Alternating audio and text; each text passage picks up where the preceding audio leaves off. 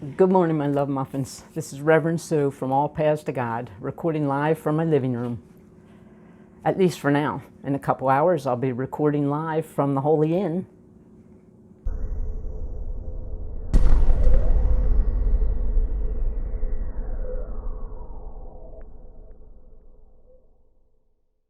That's right, it's finally arrived. Today is ordination day for our 3 lay minister candidates. Happy Valentine's Day. Happy celebration of Love Day, and a love fest it will be. How appropriate for people who believe there's only love. Not necessarily in our experience yet, but in our origin. Know the truth? I heard you. And the truth shall set us free. Well, love is a fundamental truth of religious science and science of mind. It is the truth that will set us free. There's only God, and God is love. So there's only love. And being made in the likeness and the image of God, we are only love. This is the revelation of the ages. It's all love. Couldn't be more simple. Love is our essence and substance out of which we're made. Love is our nature. Love is our purpose. Love is our practice. Love ultimately is our destiny. The Gospel according to John, chapter 4, verse 8 says, "Whoever does not love does not know God, because God is love." So being on a spiritual journey, we want to know love so that we can know God. The whole New Thought philosophical spiritual movement is based on love. Love is the truth of who we are. The law is our unlimited power to pretend and create otherwise. Consciousness creates, thoughts are things. So even though love is the truth of who we are, love is in us, love is us, we are always at choice what to think and what to believe. And since consciousness creates, since there's no difference between thought and what it does, we want to think love. This is the only way to truly know God. But so much of our consciousness has been pre-programmed, has been conditioned to go the other direction, purely by the force of habit. So we have some major reprogramming to do. Change our thoughts, change our lives. Fortunately, our thoughts, even our habit thoughts, are not etched in stone. Though, I don't know about you, but mine sure feel like they are sometimes.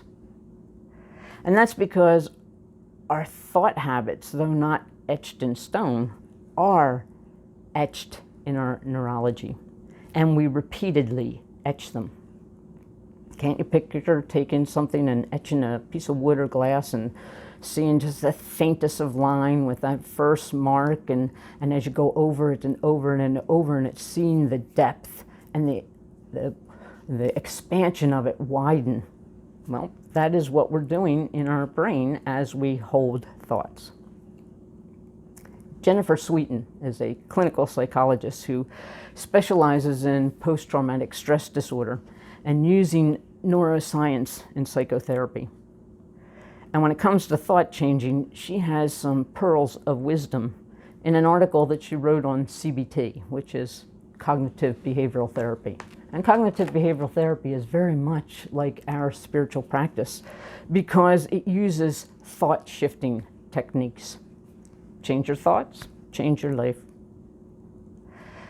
Sweeten said, there's a New Age movement going on, which tells us that what we think about can grow, and thoughts can become real. Some people, she said, even believe that with thoughts, they can manifest certain outcomes in our lives. While this type of thinking invites eye rolls from some scientifically minded folks, these ideas are backed by neuroscience. It is, in fact, true that what we think grows quite literally in our brain. And the more we focus on something, the more connections to that thing we make. And that thing, whatever it is, over time, we begin to see the world more and more through that particular filter, through that particular lens. And we know what we focus more on, we get a lot more of. Of course, that's a setup for one of my favorites. And I bet you already know what it is and where I'm going.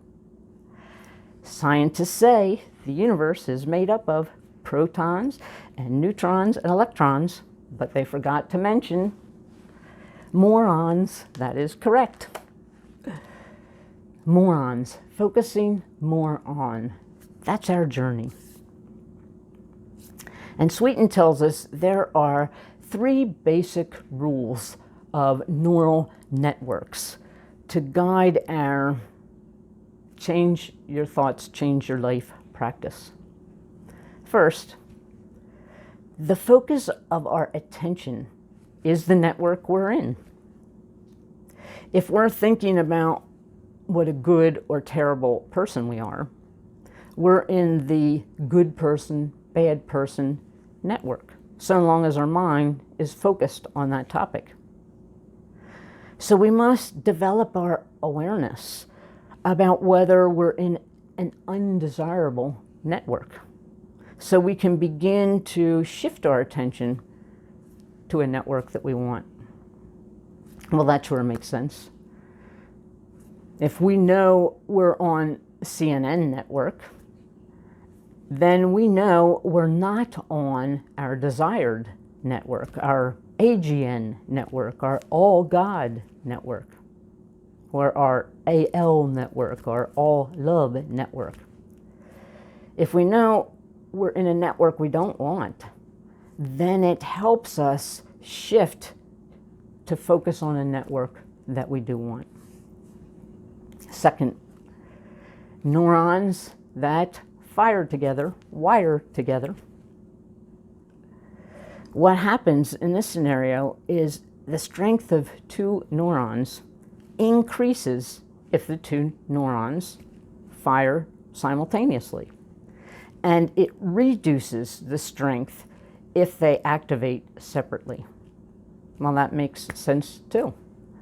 I might not be able to push my car, and you might not be able to push my car when we attempt that action separately. But if the 2 of us push that car simultaneously, obviously that strength increases.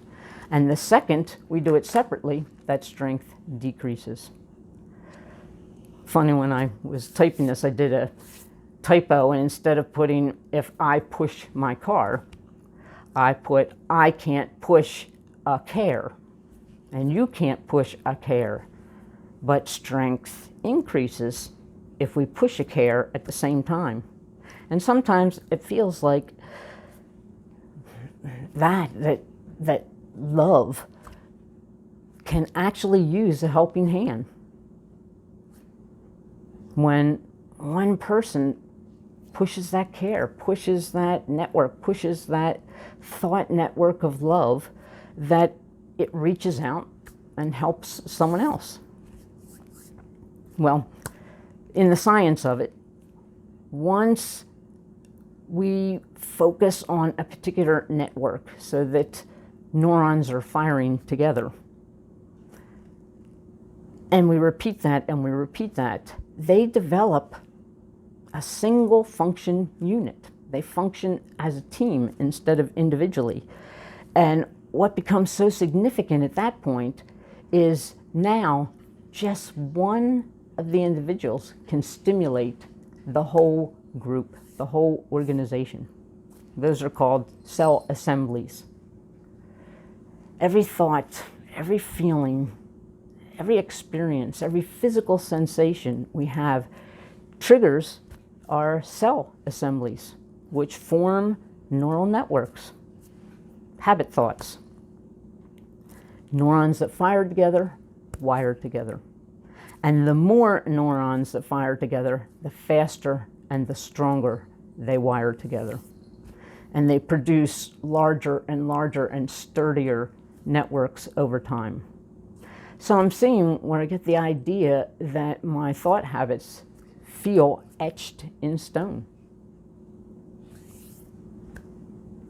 Neurons that fire together, wire together. And the third one is use it or lose it. Just attending to a particular thought strengthens a neural network associated with that thought. And neglecting neural networks results in a weakening of them over time. A great example of this, I'm sure most of us have experienced, is the neural map that we create in our brain of a town. So if you've ever lived in one place and then moved to another, you've noticed that over time, you gradually get better at finding your way around the new town. It doesn't happen immediately, but it does happen over a period of months. The reason for this is you build a neural network of that town, which becomes stronger in time. And as this neural network strengthens, you notice that your memory of how you used to get around your old town becomes increasingly fuzzy. And when you return to your old town years later, you realize you no longer can find your way around as easily as you used to. This is because that network has atrophied over time as a result of neglect. With neural networks, we either use them or we lose them. We either use our love network or we lose our love network. I remember I was watching one of those Discovery Channel shows or science shows, and they were showing a active live brain, I think it was of a bamboo, and I have no idea how they did this, I don't want to know. But you could see the neural pathways. They were fine threads of hair. It was an infant baboon. And they were little fine threads, and they looked like they were floating in water. And they would do things like play music. And the neural pathways that were associated with music, you just would watch them migrate to each other and attach. And right in front of your eyes, you would watch them get sturdier and stronger until they looked like one pathway that was never joined, as if it was always joined. And then there were some, say maybe they were for foreign language or that were not getting any type of attention to them.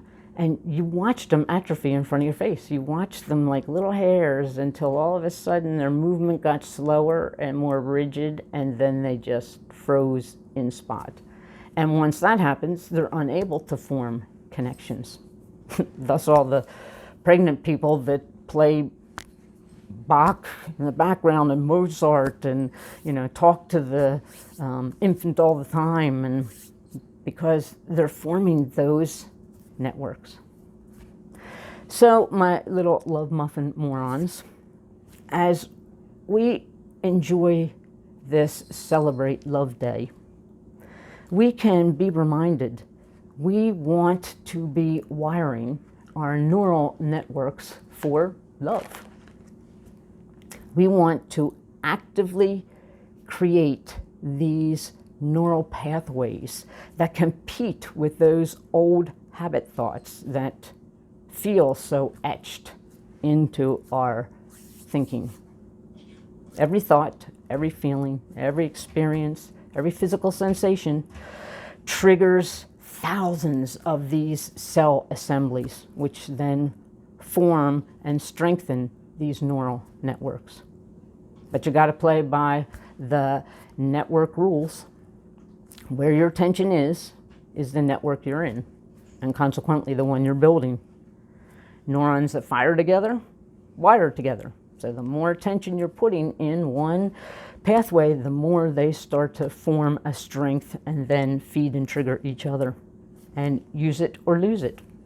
If we're not using the network we want to develop, we will lose our ability over time to develop that network. And the ones that we don't want, if we ignore them and neglect them, they will disappear from lack of attention. Once we establish these networks, these cell assemblies, I can just see them with their little pom-poms, just one part, just one individual part can begin to activate the whole thing. Imagine such a strong love cell assembly network that any one of its parts could activate the whole thing. Well, isn't that what our church is? When I push care, it triggers your pushing care. We activate each other. So how can we do that? I was thinking as I wrote this of my Christmas Eve gift that I had given some of my neighbors. I got these little angels that you post in the ground outside, and they're solar and the sun heats them all day, and then at night they shine different colors. And I wrote a card that just said to them, just wanted you to know that angels and neighbors are watching over you. So just plant this in the ground and let her shine her light of love on you. And I just had this vision of slowly but surely populating my neighborhood with a message. It was during a time that there were riots, and I just wanted to populate the neighborhood with a message of love, a message that, regardless of what's going on here too, is consciousness that is focused on the goodness of each other. And talk about how that then builds, and one part then activates the whole. Within 2 weeks maximum of doing that, my neighbor has been bringing my trash cans in faster than I can get out there and get them. One neighbor, honestly, I've been here 20 years. I think I met her once. Came over the other day to say hello and thank me for that. One of them knocked on my door to deliver me hand-picked strawberries. One went out of their way to have an extra COVID appointment and see if I could use it and enable me to do that. I mean, it just felt like there was this outpouring. That's what it's all about.